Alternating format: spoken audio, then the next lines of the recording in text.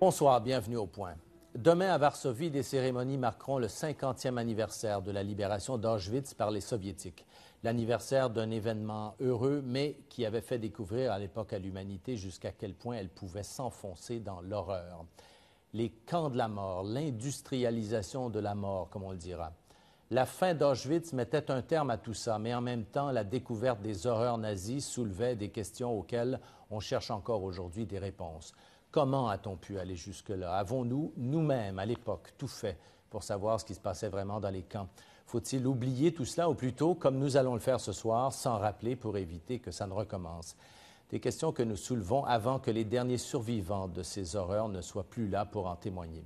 Alors, je vous présente justement 3 personnes dont la vie a été marquée par l'Holocauste à divers degrés et qui ont accepté de participer à notre émission. Stephen Blyer est architecte montréalais d'origine hongroise. Il était à Auschwitz au moment de la libération. Régine Robin, sociologue d'origine polonaise, spécialiste de la culture yiddish. Elle a perdu presque toute sa famille dans l'Holocauste. Et puis à Paris, en ligne avec nous, Marek Alter, écrivain et artiste, auteur d'un documentaire sur les Justes. Les Justes, ce sont des non-juifs qui ont permis à des Juifs d'échapper à l'Holocauste. Et puis dans la salle, pour assister à l'émission des survivants de l'Holocauste, des enfants aussi, des jeunes, en particulier des jeunes juifs qui ont participé à cette marche des vivants à Auschwitz dont on parlera ce soir.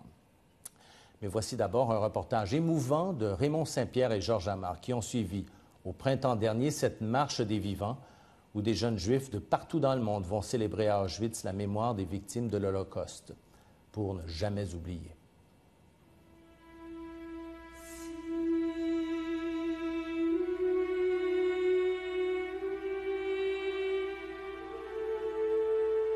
Au-dessus de l'entrée du camp de Auschwitz I, on peut toujours lire « Arbeit macht frei ».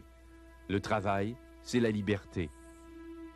Auschwitz I, c'était une caserne de l'armée polonaise avant l'invasion allemande. L'occupant allemand faisait de ses baraquements en briques un camp de travail, en fait le premier camp de concentration où s'entassaient ceux que les nazis jugeaient indésirables, les juifs, les gitans, les communistes et autres opposants. Dans le bloc de la mort, on exécutait régulièrement des prisonniers devant un mur conçu pour éviter les ricochets de balles.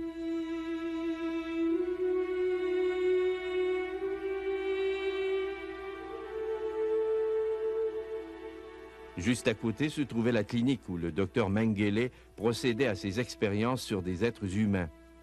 Il en avait fait barricader les fenêtres pour éviter que ses cobayes ne voient les exécutions.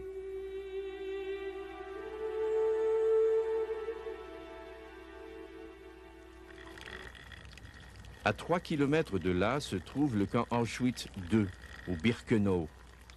Là, les conditions de vie étaient beaucoup plus difficiles. Les détenus étaient entassés dans des hangars à chevaux érigés sur un terrain marécageux. À partir de 1942, c'était le camp où on faisait le tri des convois de juifs qui arrivaient par train. Ceux qui pouvaient travailler étaient gardés en vie. Les autres, femmes, enfants, vieillards et malades, étaient immédiatement gazés.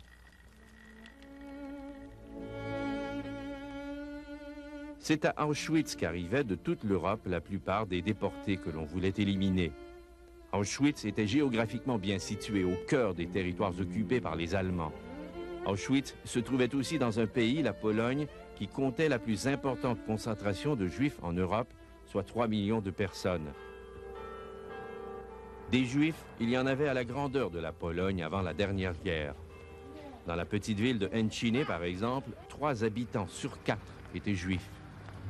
Les vieux qui restent s'en souviennent. Tous les commerces dans la place du marché, c'était des commerces juifs, sauf un seul. C'était des magasins, des boutiques juives. Mielnik, Henchine, oui, c'était des villes typiquement, des petites villes bourgades typiquement juives. Et en quelle année ils sont partis, les Juifs, d'ici? A kiedy oni wyjechali, kiedy ich zabrano stąd? No zaraz na początku wojny. Tout de suite au début de la guerre. Ils ont dû être évacués. Do stacji to strzelali. Et lorsque les vieux ne pouvaient pas aller à pied vers la gare, alors les Allemands les fusillaient. Comment la population a réagi quand les Allemands sont venus chercher les Juifs? Comment la population... A jak Polacy zareagowali? Co mówili, jak Niemcy zaczęli wybierać Żydów i Ils n'avaient rien à dire. Les Allemands étaient armés et les Polonais n'avaient pas d'armes, donc ils n'avaient rien à dire. Non. Des gens de Encine étaient parvenus à cacher une juive pendant la guerre. 4 jours seulement avant le départ des occupants allemands, un mouchard la dénonçait et elle était emmenée. Elle a fait un signe de main. Les gendarmes l'ont prise. Elle a fait seulement un signe de main pour dire au revoir. Elle n'est plus rentrée. 4 jours avant la libération. 4 jours avant la libération. Il y avait une importante présence juive en Pologne dès le Xe siècle. Avec l'arrivée des communistes après la guerre, l'antisémitisme en Pologne, tout comme l'existence de goulags, sont devenus des sujets tabous. Le drame juif qui a eu lieu sur notre terre, sur la terre de la Pologne, était d'une certaine façon en dehors de l'intérêt vrai. Bronisław Geremek est à l'image du renouveau démocratique en Pologne. Ancien bras droit de Lech Wałęsa, il est à la tête d'un parti politique, l'Union démocratique. Il dirige la commission des affaires étrangères du Parlement et il était un historien qui s'est spécialisé dans l'étude de cette présence juive. Ils sont plus là. Il y a des traces, il y a des monuments.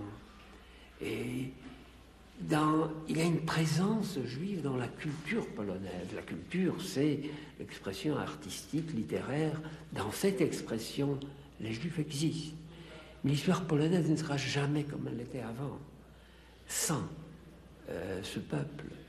Les traces, ce sont les cimetières, ce sont les temples juifs qui sont devenus maintenant des salles ou des musées. Mais dans la culture polonaise, la présence juive est très enracinée. Et maintenant, le vide est quand même assez interpelle. C'est un vide qui interpelle. Énorme, mais c'est aussi irréparable.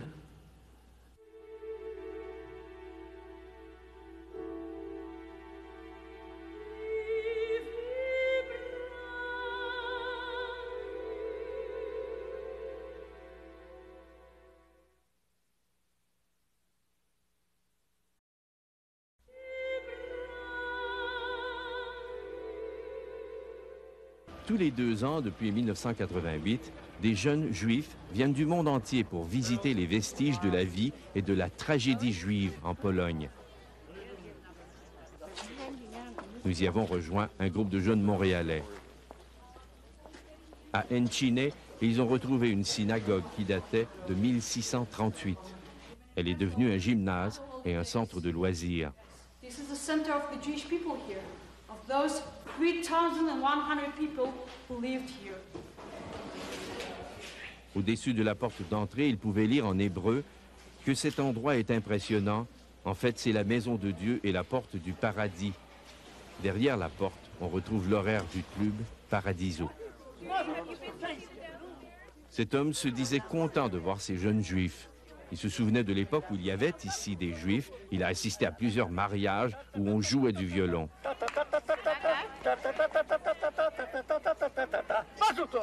Mais 50 ans plus tard, sa mémoire commence à défaillir.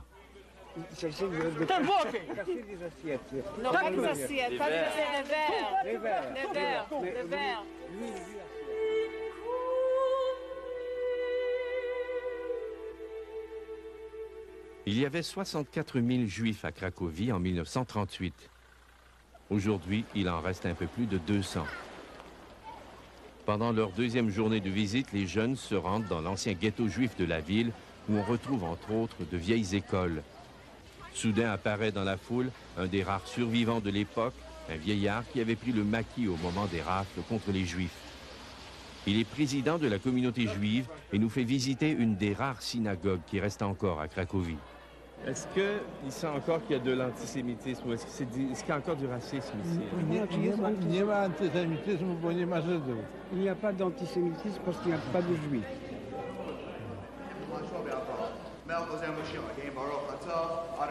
Les jeunes y prient tous ensemble, émus au point d'oublier que dans une synagogue, hommes et femmes doivent prier dans des lieux différents.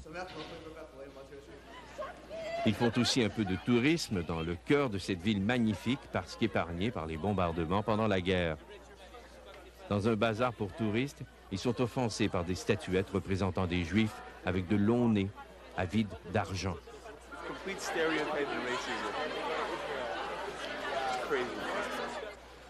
Ils regagnent l'autobus, amers. C'est voulu comme de l'humour, vous le prenez pas comme ça? Non, je crois pas que c'était de l'humour. Non? Non, c'était pas de l'humour. Parce que aussi on voyait les mines des gens, toujours en train de prier, sérieux, triste, monotone, morne, je sais pas, mais disons qu'on voyait les petites poupées, elles étaient toutes gaies et tout, et puis comparé à ça, on voit un juif en train de prier ou avec un sac d'argent dans la main, je crois pas que c'était de l'humour. Vous voyez qu'il reste un fond ici. Il reste toujours un fond. Au troisième jour du périple, les jeunes s'apprêtent à visiter Auschwitz. Ils fabriquent de petites plaques à la mémoire de parents victimes de l'Holocauste. Ils les planteront dans l'herbe, dans la terre des camps de la mort. Ils sont nerveux, fatigués. On ne leur a jamais laissé le temps de rattraper le décalage horaire. On leur a rappelé sans cesse et de mille façons l'horreur de ce qui s'est passé ici. Devant eux, ils voient le chemin de fer qui a mené des centaines de milliers de personnes à l'abattoir. Toutes les visites sont dirigées par des guides qui ont été rescapés des camps.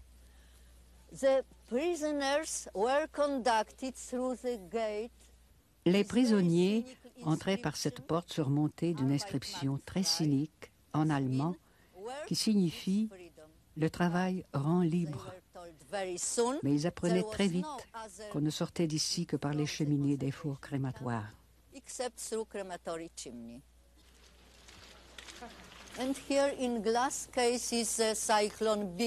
Derrière ces vitres, voici des contenants de Zyklon B, des pastilles de gaz très toxiques qui tuaient en 15 à 20 minutes.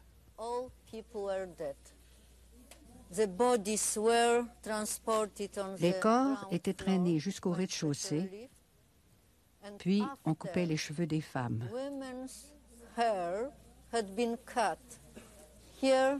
Voici 2 tonnes de ces cheveux.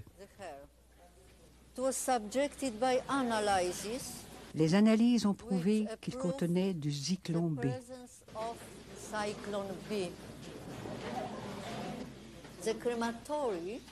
On incinérait 1440 corps par jour.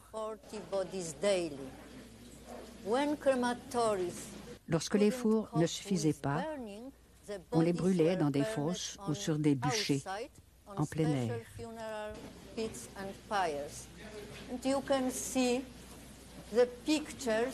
Vous pouvez voir la photo plus loin.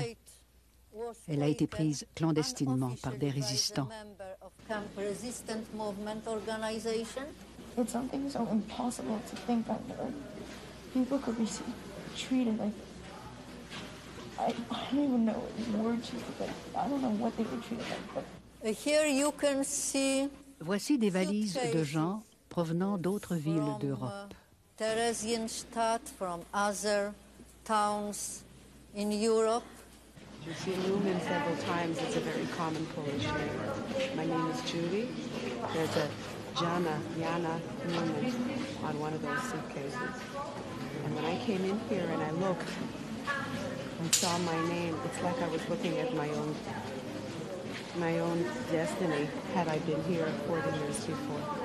And here some Ici, children. Des chaussures d'enfants. Dans la pièce voisine, des chaussures d'adultes. Il y en a environ 40 000 paires.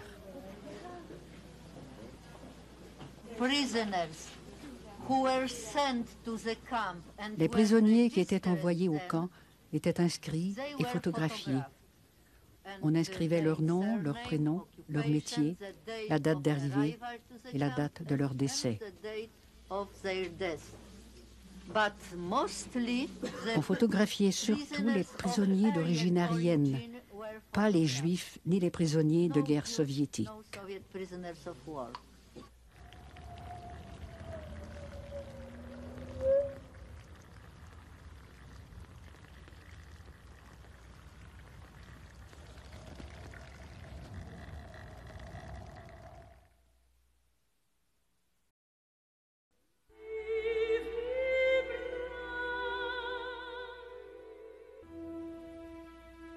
Henri Boulavko a été déporté de France vers Auschwitz pendant la dernière guerre.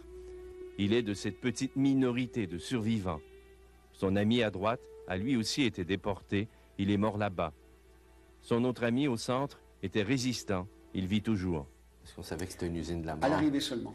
C'est à l'arrivée à l'intérieur du camp, quand on a commencé à nous couper les cheveux, à nous marquer des numéros et à nous donner des vêtements rayés, que les anciens qui faisaient cela nous ont dit, regardez la cheminée qui fume, ceux d'entre vous qui êtes venus avec vos familles, avec des parents, des femmes, des enfants, voilà, ils sont en train de passer par le Himmel Kommando.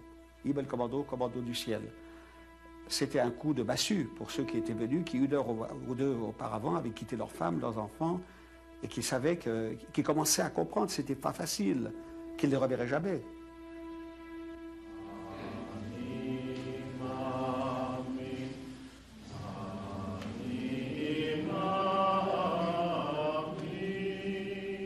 50 ans plus tard, à l'invitation d'Israël, 6000 jeunes juifs du monde entier venaient participer à la marche des vivants.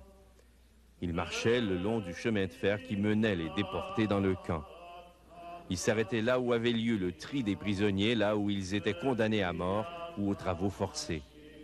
En marchant, on ne marchait pas sur de la boue, on ne marchait pas sur des pierres, on ne marchait pas sur du gazon, on marchait sur du sang, on marchait sur des os. Qu'est-ce que vous avez senti alors? C'était de la rage? De la rage et de la confusion.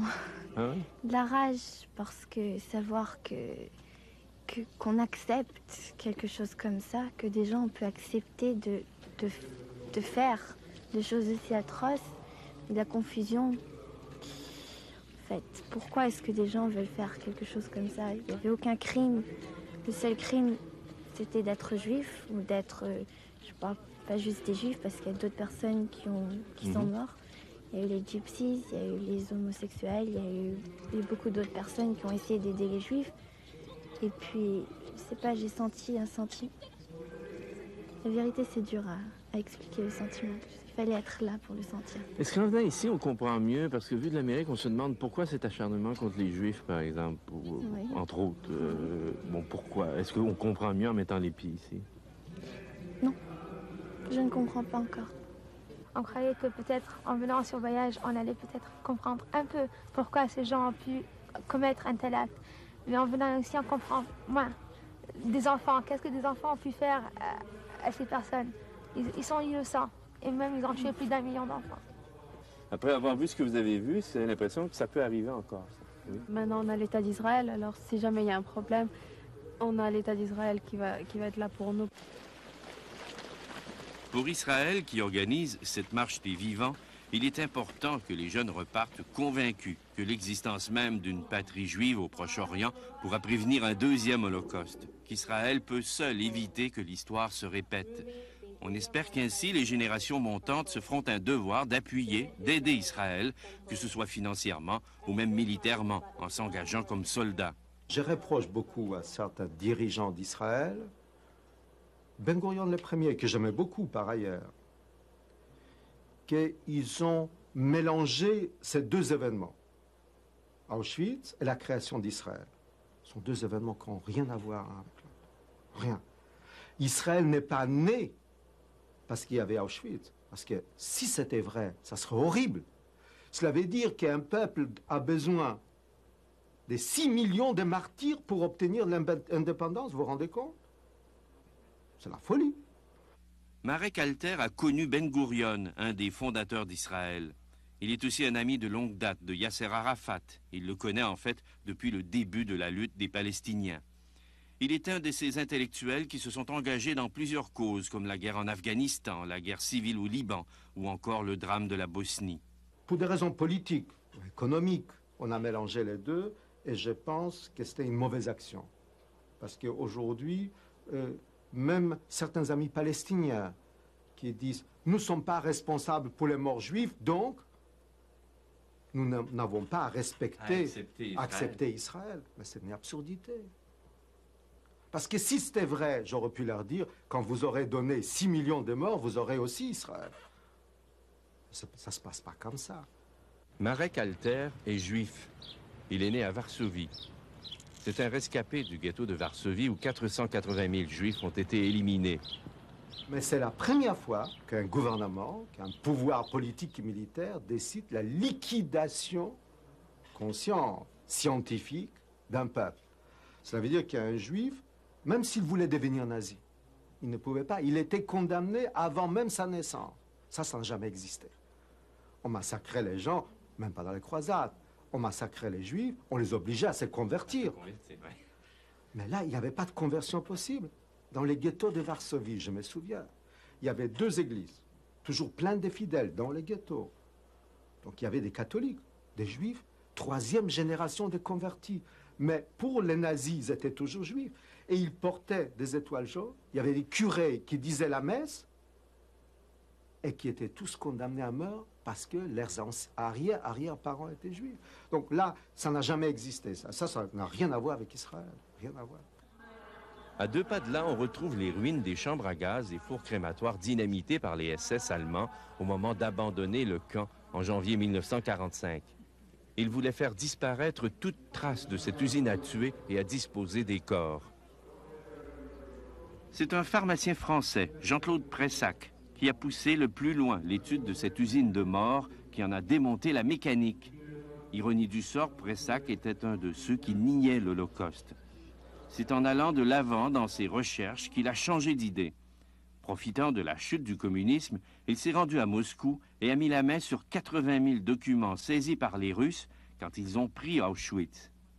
Il a pu décrire froidement les problèmes qu'affrontaient les Allemands qui tentaient de se débarrasser de milliers de personnes par jour. On connaissait bien la technique du gazage qu'on utilisait déjà pour éliminer les poux. Le problème, c'était la crémation. Le problème n'est jamais venu du gazage. Le problème est venu de l'incinération.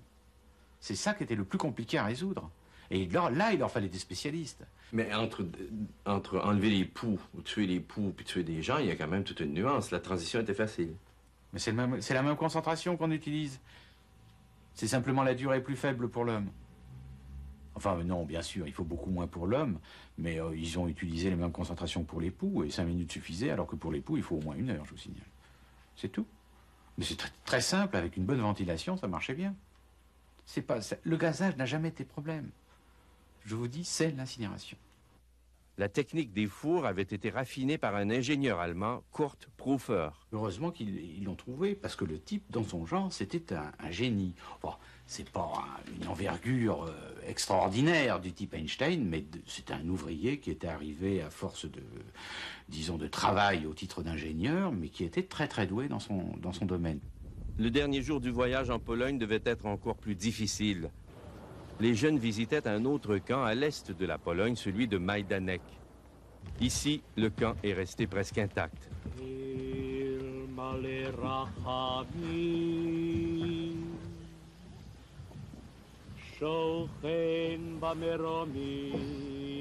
C'est un des seuls camps où on retrouve des chambres à gaz qui n'ont pas été détruites. La morgue ou l'entrepôt des corps. Les fours sont toujours là. À l'intérieur, des fragments d'os.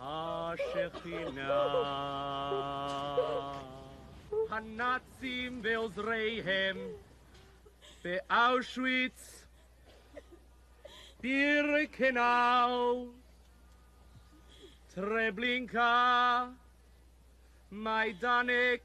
Le voyage en Pologne se termine par une cérémonie devant le monument où sont entassées les cendres de 300 000 personnes. Le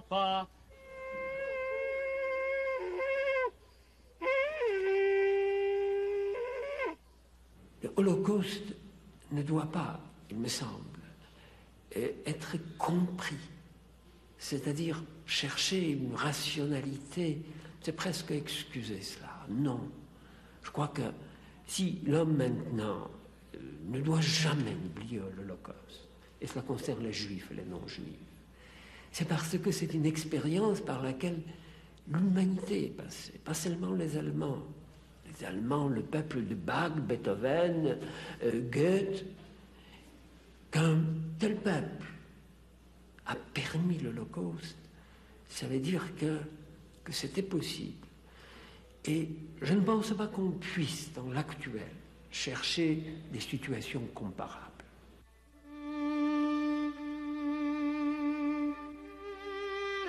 En 50 ans, Auschwitz a changé. On y a laissé pousser, ici et là, des arbres. Il n'y en avait presque pas à l'époque. Il n'y avait pas d'herbe non plus. Les survivants disparaissent un à un. Nous rentrons dans l'histoire. Les témoins disparaissent. Ceux qui ont pu dire « j'y étais » ne sont plus là, seront plus là. Alors, à partir du moment où il n'y a plus personne, où il n'y aura plus personne, pour dire j'y étais, les jeunes apprendront ça dans les livres. Un livre, c'est un objet froid. Les livres nous parlera des massacres, Cambodge, Pol Pot, Staline, Hitler, Hiroshima. Tout se retrouvera sur le même plan. Qui donnera plus d'importance à Auschwitz qu'à d'autres massacres de ces siècles? Les Juifs. Auschwitz I, l'ancienne caserne devenue camp, construite pour durer, est devenue un musée. Birkenau, un des plus grands cimetières au monde, s'effondre, se fragilise de jour en jour. On s'interroge sur ce qu'il faut faire pour préserver ce lieu sans le dénaturer, sans en faire un musée de plus. Peut-on restaurer Birkenau? Peut-on enfermer la mémoire dans un musée? Alors, nous restons ici, encore une fois, devant des questions qui n'ont pas de réponse cartésienne, logique, parce que je crois que le système nazi, l'extermination, étaient des phénomènes qui n'avaient rien à voir avec la logique. Et maintenant, notre problème de transmission, alors que la génération des témoins est en voie d'extinction, reste également avec beaucoup de points d'interrogation. On me dit que les jeunes qui vont reviennent vraiment profondément marqués. Alors, on a là un piège. Est-ce qu'on peut éviter ce piège de l'aménagement du terrain? Ou est-ce qu'on doit interdire à ces jeunes d'y aller à cause de cet aménagement? C'est un problème pédagogique et psychologique qui n'est pas si simple et qu'on discute. On discute en Israël, on discute en France également. Il faudra que ce problème soit résolu par d'autres que nous, parce que tant que nous sommes là, vous savez que la plupart de ces groupes sont accompagnés d'anciens déportés et que nous pouvons leur répondre à leurs questions, je crois qu'on fait œuvre utile. Après nous, j'espère que ce ne sera pas le déluge. Ou l'oubli. Ce qui revient au même. In memory of all men, women and children, we shall never forget them. On se rappelle des Juifs de France, d'Allemagne, de l'Hongrie, de la Grèce et entre autres de l'Algérie. On ne les oubliera jamais. We shall never forget them.